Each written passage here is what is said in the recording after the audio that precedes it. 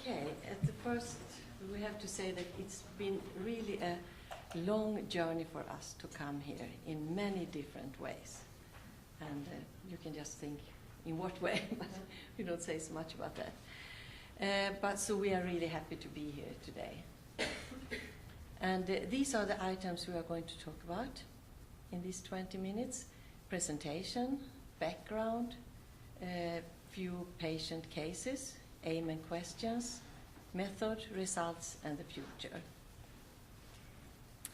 Okay, we'll start with the presentation. My name is Britta Ivarsson Possnert, as you can see there, and I'm a psychiatric nurse, and I work in Uppsala with in an outpatient clinic with patients suffers from bipolar disease and depression. And I got NADA trained 1997. And my name is Therese Berglund, and I'm a psychiatric nurse, and I work in the same clinic as Britta do, but with patients with anxiety. Anxiety. And I'm Master of Health Science. Yeah, so then why ear acupuncture in psychiatric outpatient clinic? Well, earlier I was working with drug addicts in a depending clinic, and that's also where I got my NADA diploma, 1997. My teacher was Karin Almqvist there, over there. And my experiences from that time, except that the patients were cured with the NADA, were cured from their abstinence. I found out that they were more calm, they did sleep better, they was more focused. And then I thought how to use these skills when I got a new position in outpatient clinic, psychiatric clinic. So, as you all know, it's not so easy to do something that nobody believes in and that doesn't have Evidence. Yes, evidence, and that is not scientifically proved. So at that time I had a very understanding boss, and I said that I have something else I can do, and I have NADA. I'm NADA trained, and the boss said that I don't believe in it, but just start. So I started, and I'm going to tell you about a few of these patients that I treated at that time. So I started individual with one patient in a room, and so from 2003 till 2008 I treated 100 patients individual. And 2008 I got one more nurse NADA trained, and she's not here today, but she should have been here, but she's not. So from that time we started with groups, to treat in group, and we had 4 till 6 persons in a group. And that will be 89 patients from that time with the groups. And this is how we did the group treatment. We had first I didn't find the word, but I said assessment call is not, but we meet the patient, I meet the patient individual, and take a short anamnesia, and inform about the treatment. And then at that time, as I didn't know anyone who did it in the psychiatric service, I talked with Karin, and together we find out that maybe it's 10 times is good and 3 times a week. I couldn't give them every day because it was outpatient clinic. So, and at the beginning I had an own assessment scale, but after a while I decided to take MADRS, I think it's the same you have, it's for depression. It's international, isn't it? And BAE, it's for anxiety, and a Sheehan functional scale. And these scales I have before the 10 times and after the 10 times. And then I have a follow-up meeting 2-3 weeks after the treatment, just to see how it was and to talk with the patient. So now I will tell you about 3 patient cases, and I also will tell you that these are not in the study we are going to talk about, because these are some of the patients that made me really believe in this, and that's why I've been continuing with this. So the first one, this is a woman born 1946. Her diagnosis, bipolar disorder and depression. She had attempted suicide in 2003, and she did not succeed. She just lost a leg, and that resulted in PTSD and flashbacks, and the depression, of course. And she went to another therapist because of her depression, and this therapist asked me that she said she didn't succeed curing the depression. Can you give her some needles, as they say, and they don't know. So she also had her own business, and was she had to answer the phone because of this business, but she was stuttering. That was before this attempted suicide, not because of that, before. And I gave her NADA 2005, and it was marvelous. She stopped stuttering. That was not my. I should just cure the depression, but she stopped stuttering. She slept better, and she was really said this is.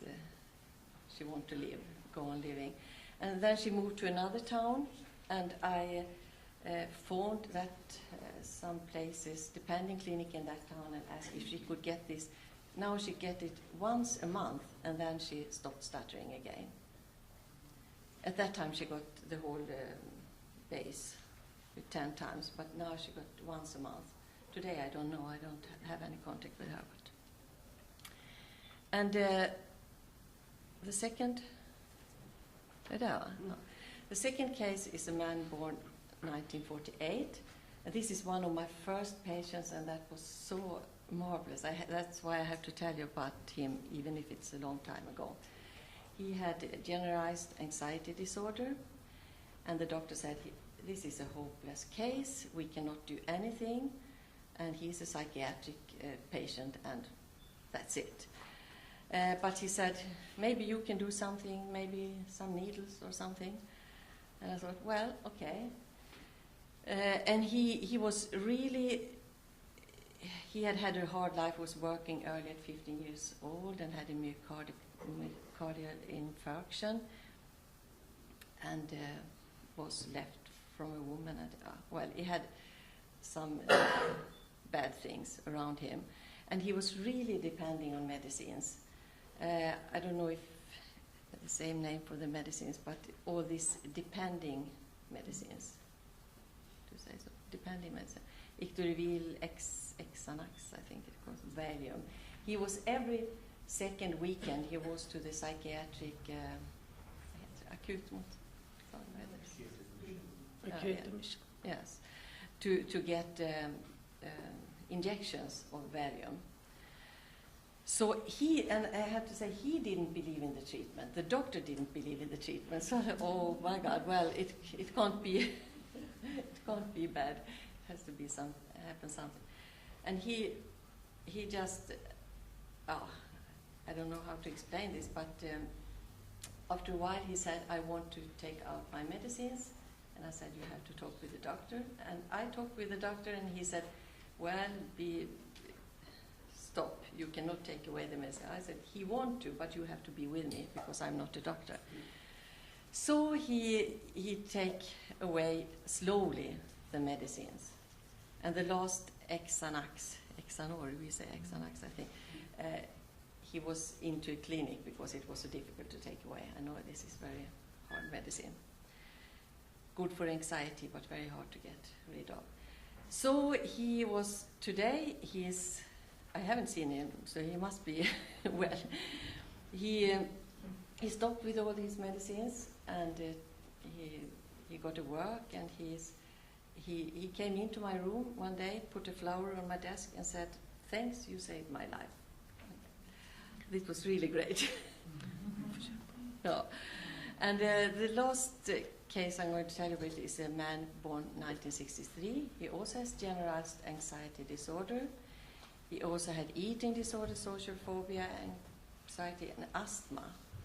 And he had a lot of psychological contacts. And the time I met him, he had a conversational therapy with a psychologist. And she asked me if I could do something because she didn't succeed with any conversational therapy. So I gave him nada.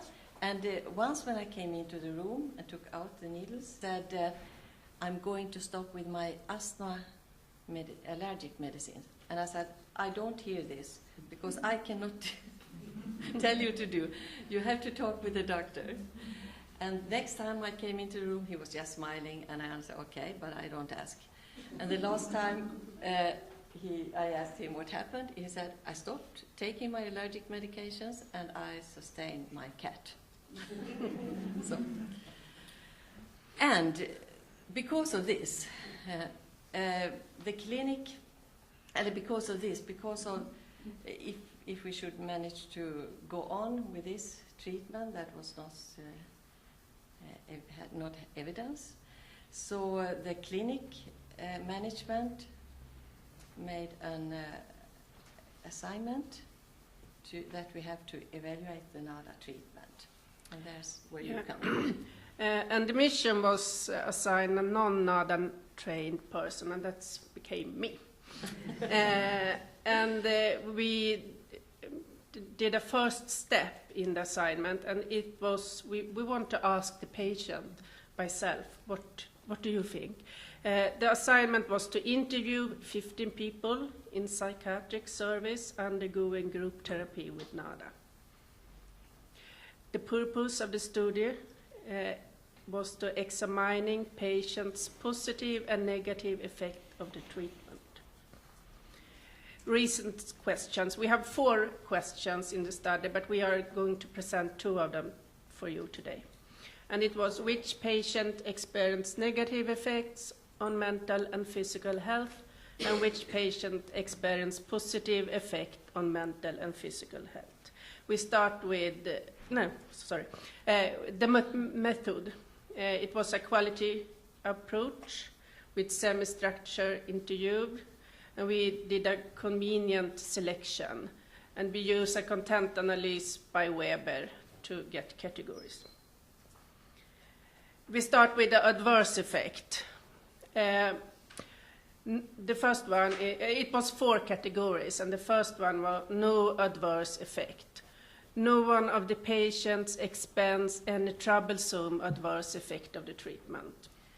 And blood pressure dropped.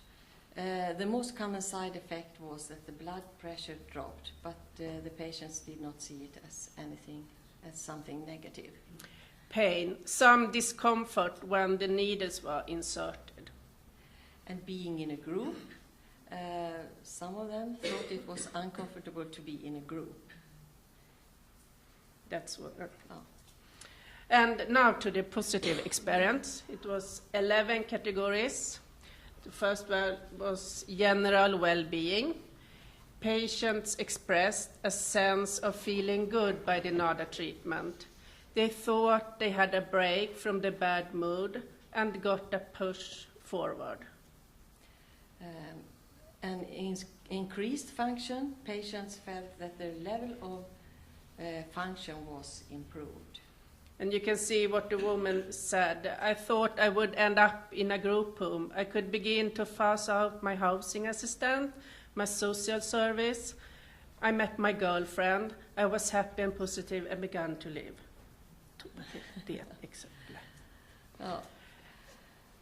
The result, positive, better sleep. It was patient experience improved sleep and reduction of sleep medicine. And increased appetite. One patient felt that the appetite improved. Reduce anxiety. Yeah. Patient felt that the anxiety decreases. We did practice this with English, but sometimes we try not to. Reduced aggressiveness. 2 patients felt that their anger reduced. Improved relaxation. Patients experience various forms of relaxation to release the pain, drowsiness, mental and physical recovery. Improving physical health. Patients describes a relationship between mental and physical illness. Due to mental ill health improvement, also the body feels better. Minor depressive symptoms. Patient felt that they had more energy and could do more things than before. Minor depressive thought. Becoming care of. We are not sure about that word, but behold. Getting treatment for a person who provides a warm reception was positive. Cold music, warm wheat pillows. I didn't tell you about this, but I did in these groups a wheat pillow, and music.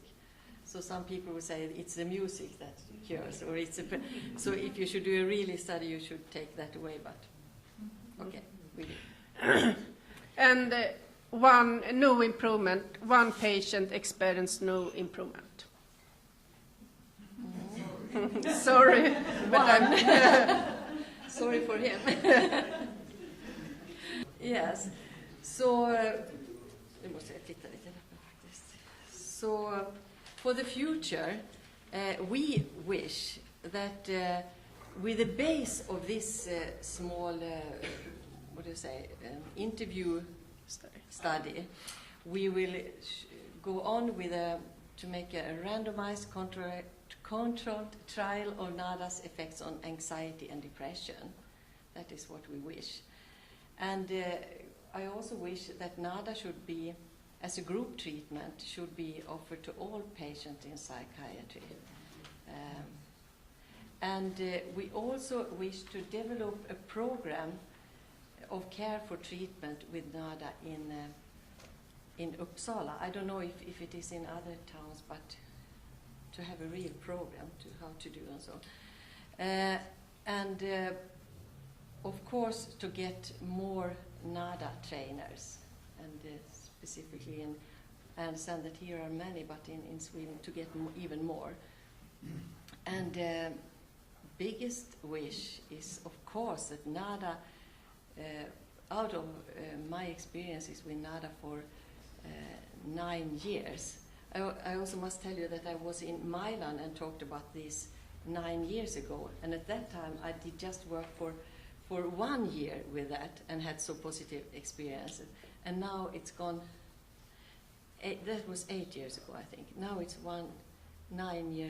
8 years more. So with 9 years I did this and had so many positive effects. So the wish is that NADA should be a tool in psychiatry all over the world, I think. Yeah. Thank you.